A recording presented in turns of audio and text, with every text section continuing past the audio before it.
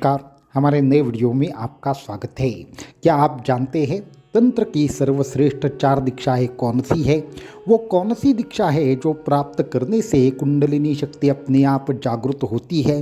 वो कौन सी दीक्षा है जो प्राप्त करने से तृतीय नेत्र जागृति साधकों की तत्काल होती है? तो ऐसी तंत्र की 4 महासिद्ध दीक्षाओं के बारे में इस वीडियो में चर्चा करेंगे।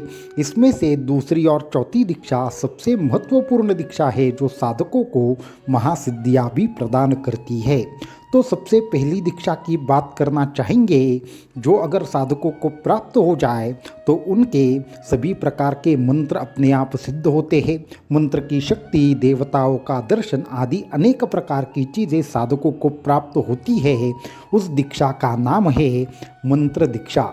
मंत्र दीक्षा ये केवल कोई मंत्र प्राप्त करने की विधि नहीं है, अपितु तंत्र में एक विशेष ऐसी विधि है। उस विधि के माध्यम से जब साधकों के एक प्रकार से कान में जब गुरु मंत्र देते हैं तो उस मंत्र की शक्ति सहित मंत्र देते हैं और उनकी अनेक प्रकार की गुप्त विधियाँ साधकों को प्राप्त होती है। उस विधि से साधना करने से केवल गुरु ने दिया हुआ मंत्र ही नहीं, अपितु सभी प्रकार की मंत्र शक्तियाँ साधकों के लिए कार्य करना शुरू करती है और उस मंत्र के माध्यम से साधकों को देवता का दर्शन भी अपने आप प्राप्त होता है। इसलिए तंत्र की गुप्त सबसे पहली दीक्षा है मंत्र दीक्षा। तंत्र की अत्यंत गुप्त दूसरी दीक्षा का नाम है जिसके माध्यम से केवल संकल्प मात्र से ही साधकों की कुंडलिनी शक्ति का जागरण होता है। अपने आप ही सोई हुई कुंडलिनी शक्ति जागृत होकर सहस्त्रार चक्र तक जाना शुरू होता है और अनेक सिद्धियां साधकों को अपने आप ही प्राप्त होती है। इस दूसरी दीक्षा का नाम है वेद दीक्षा। तो वेद दीक्षा हो या शक्तिपात दीक्षा हो, इन नामों से जाने जाने वाली दीक्षा अत्यंत असामान्य ऐसी दीक्षा है। इसमें गुरु की प्राप्ति बहुत ही कठिन है, लेकिन एक बार अगर गुरु ने संकल्प किया तो दुनिया में कहीं भी गुरु हो और शिष्य दूसरे छोर पे हो, लेकिन अपने आप ही शिष्य की शक्ति इस दीक्षा के माध्यम से जागृत हो सकती है।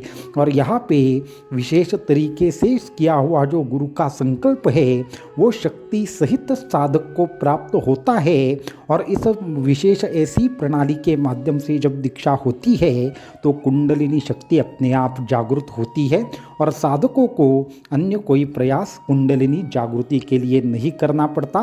इस दीक्षा में भी मंत्र युक्त शक्तिपात दीक्षा हो या सिर्फ संकल्प युक्त शक्तिपात दीक्षा हो या शक्ति सहित शक्तिपात दीक्षा हो, ऐसे तमाम प्रकार से 108 प्रकार की दीक्षाएं यहाँ पे विद्यमान रहती है।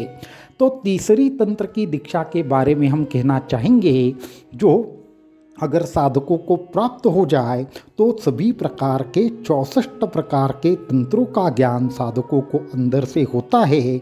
और इस दीक्षा के माध्यम से साधक यंत्र साधना हो, मंत्र साधना हो या फिर अष्टमहासिद्धियाँ हो या फिर 64 तंत्रों में से कोई भी तंत्र के प्रयोग के सिद्ध करने का ज्ञान हो, साधक को अपने आप प्राप्त होना शुरू होता है।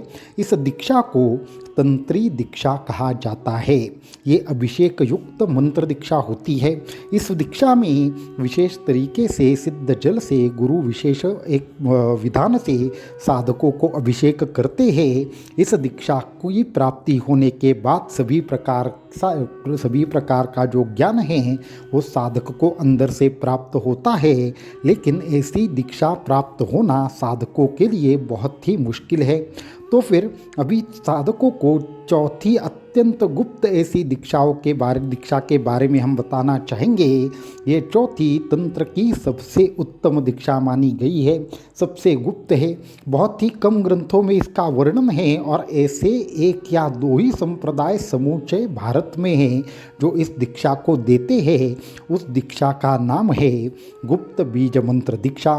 तो गुप्त बीज मंत्र दीक्षा एक ऐसी विचित्र और एक ऐसी अद्भुत दीक्षा प्रणाली है जहाँ पे साधकों को विशेष तरीके का गुप्त बीज मंत्र दिया जाता है और उसकी कुछ विशेष ऐसी विधियाँ बताई जाती है।